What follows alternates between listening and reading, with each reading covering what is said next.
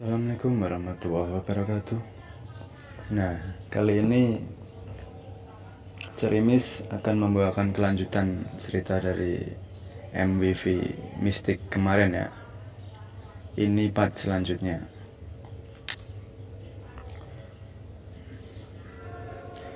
Ia menggunakan jasa dukun untuk membuatku jatuh cinta padanya. Dukun itu kemungkinan ia kenal dari temannya yang jahat itu, yang menginap di kontrakanku. Medianya kemungkinan berasal dari fotoku. Suamiku mengambil fotoku dari Facebook dan menggunakannya untuk mengikatku agar aku tidak menikah dengan orang lain selain dirinya. Istilahnya gantung waris. Dan itu benar. Aku mengalami gantung waris karena berkali-kali jika aku menjalin hubungan dengan seorang pria, maka tidak akan bertahan lama. Selalu seperti itu sampai aku bertemu dengan suamiku yang sekarang. Paman berkata bahwa ia mengetahuinya sejak awal, tetapi ia memilih membiarkan karena ia yakin bahwa apa yang kita tanam maka itu yang akan kita tuai. Jika suamiku nanti memang menceraikan aku, maka ilmu gantung waris tersebut akan kembali kepada dirinya sendiri atas kehendak Allah. Aku tidak tahu apakah apa yang dilakukan oleh teman dan keluarganya kepadaku dilakukan atas seizinnya atau tidak, yakni agar aku menurut kepadanya seperti seorang pembantu atau hanya memanfaatkan keberadaanku. Di sini suamiku sudah meninggalkan aku sendirian dengan alasan ibunya sakit dan minta untuk ditemani. Lalu suatu hari ia mengirimkan teks via WA meminta aku untuk memberikan seluruh uang gaji yang selama ini ia kirim kepadaku. Tentu saja dengan jelas aku menolak, walaupun sebenarnya gaji yang selama ini ia berikan selalu aku tabung dan tidak pernah aku pakai tanpa seizinnya. Bahkan ketika ia dinas ke luar negeri pun segala kebutuhan pribadiku menggunakan gajiku sendiri. Tapi aku merasa ia sudah sangat keterlaluan, sehingga aku mengelak dan mengatakan jika uang yang ia berikan habis untuk aku gunakan berobat selama aku sakit. Ia kemudian marah dan mentalak aku melalui WhatsApp. Maka benarlah bahwa jangan kita menilai orang dari sholat dan puasanya saja, tapi nilai orang dari tanggung jawabnya. Suamiku bisa dibilang orang yang selalu taat sholatnya dan selalu rajin ke masjid, tapi ternyata ia bisa berlaku sedemikian padaku. Ketika aku meminta ia untuk mengembalikan dengan baik-baik kepada orang tuaku, ia bahkan tidak mau dengan langsung pergi begitu saja setelah sebelumnya memblokir nomorku. Cobaan pun datang kembali ketika aku sadar bahwa aku sudah tidak menstruasi 1 bulan ini. Dan ketika aku periksakan ke dokter, aku dinyatakan positif hamil. Di saat itu aku benar-benar kalut. Aku juga sempat bertengkar dengan mama. Dia sempat menyalahkan aku karena salah memilih pasangan hidup, yang sebetulnya sejak awal mamaku kurang suka dengan suamiku. Aku sempat pergi dari rumah karena depresi. Aku duduk diam di dalam stasiun. Pikiranku galau. Aku hamil dan suamiku meninggalkanku. Ditambah mama kandungku sendiri marah padaku. Aku sempat memberitahu salah satu kakak laki-laki suamiku atas kondisiku yang sedang hamil. Tapi balasannya justru menghardik aku. Aku balik dan mereka sama sekali tidak percaya padaku. Aku pergi ke stasiun kereta dan duduk diam di sana hingga jam 11 malam tanpa tahu apa yang akan kulakukan. Sempat aku berpikir hal negatif. Aku merasa benar-benar sendirian dan semua orang menjauhiku dan terpikir bahwa mungkin lebih baik aku mati. Aku ingin meloncat saja ketika kereta datang. Mungkin saja rasanya tidak akan sakit dan aku bisa tenang setelahnya. Tapi kemudian aku tersadar bahwa mati bukanlah jalan keluarnya. Bagaimana dengan anak ini, yang bahkan dia baru hidup 1 bulan di dalam rahimku? Ketika itu, temanku menelpon dan menanyakan keberadaanku. Rupanya, paman yang memang mengenal salah satu teman dekatku menghubunginya untuk meminta bantuan mencariku yang tidak kunjung pulang. Saat itu aku putuskan untuk menerima takdirku yang seperti ini dan kembali ke rumah. Tak lama, surat pengadilan agama datang dengan keterangan suamiku meminta cerai dengan alasan-alasan yang sama sekali tidak pernah aku lakukan. Aku pun datang ke pengadilan, tapi sejak awal pengadilan hingga akhir ia tidak pernah datang sama sekali. Maka sidang pun dibatalkan.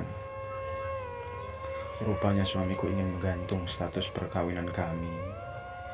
Sementara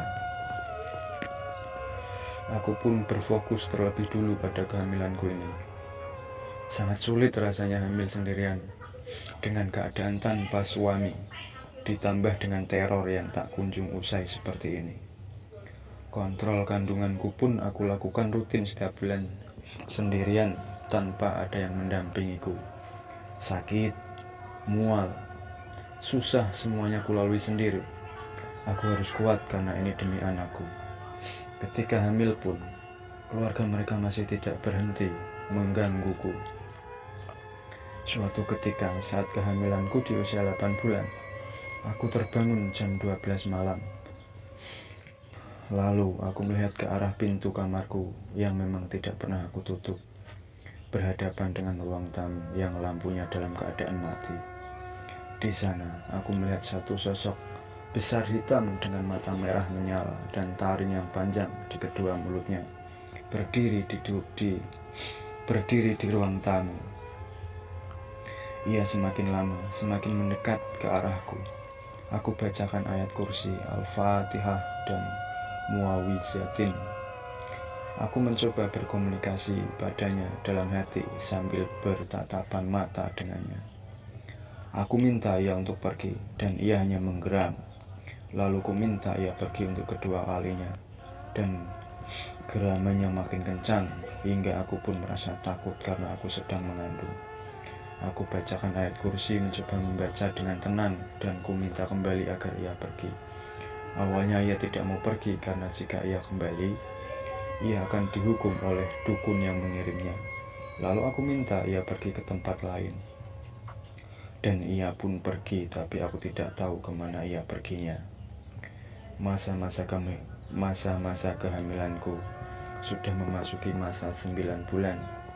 Perutku terasa kian berat dan segala yang kulakukan sudah susah. Sesekali aku menangis karena harus menanggung ini sendirian. Anakku tidak mendapatkan kasih sayang ayahnya ketika di dalam perut ibunya. Singkat cerita, anakku pun lahir setelah kondisiku stabil. Aku putuskan untuk menggugat cerai suamiku karena sudah 1 tahun ia tidak memberikan nafkah kepadaku. Demi kebaikan anak ini, mungkin kelak aku nyatakan bahwa ayahnya sudah meninggal ketika ia bertanya di mana ayahnya. Aku tidak akan mempertemukan mereka berdua walaupun ia adalah ayah kandung anakku. Biarlah jika aku berdosa. Walaupun aku tahu suamiku mencari-cari keberadaanku dan anakku pasca mengetahui anaknya telah lahir.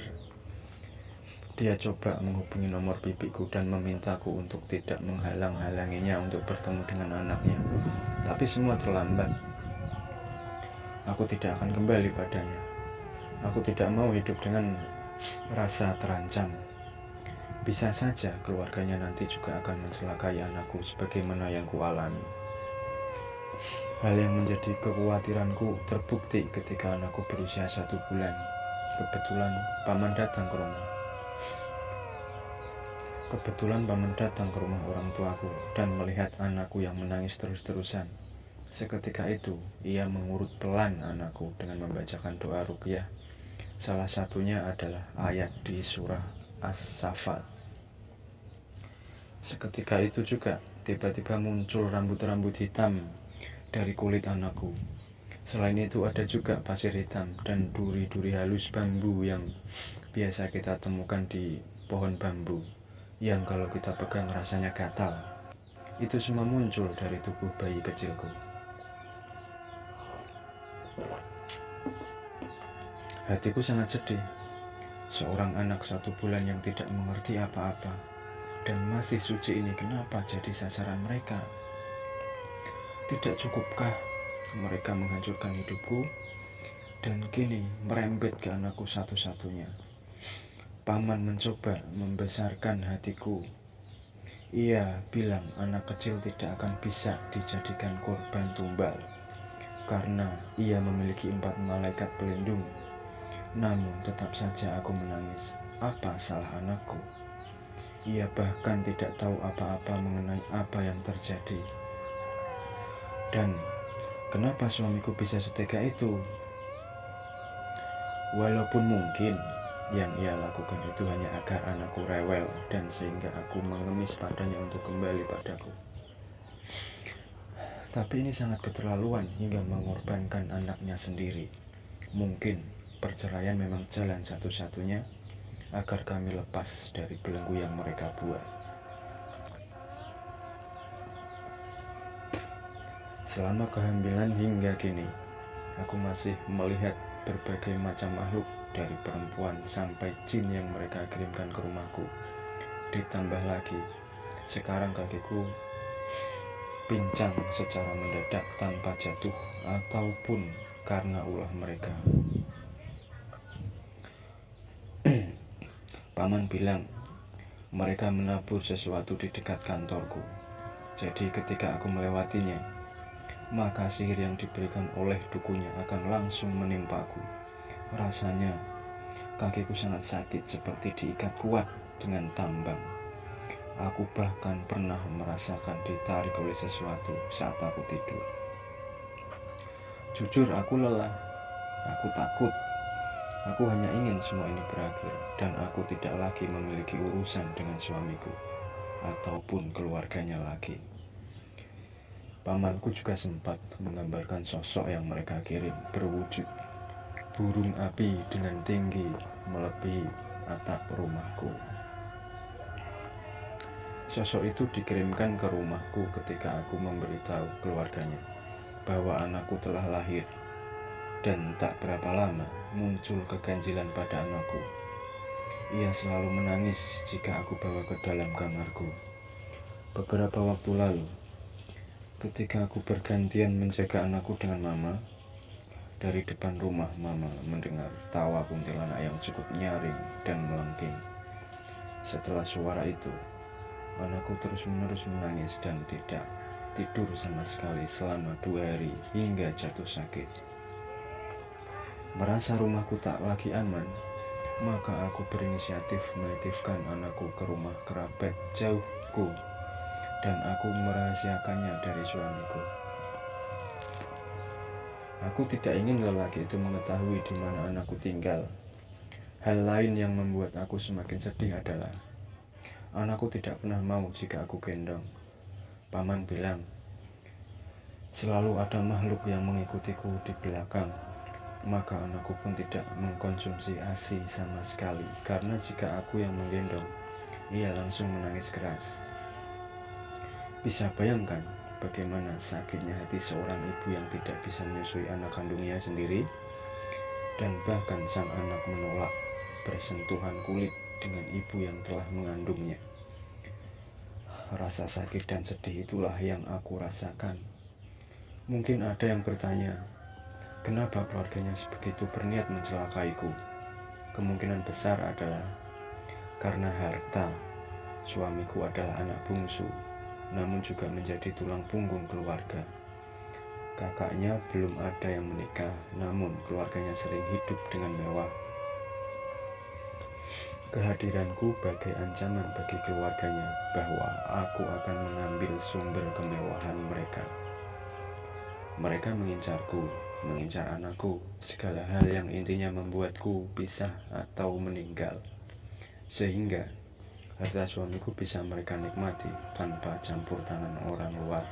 Aku.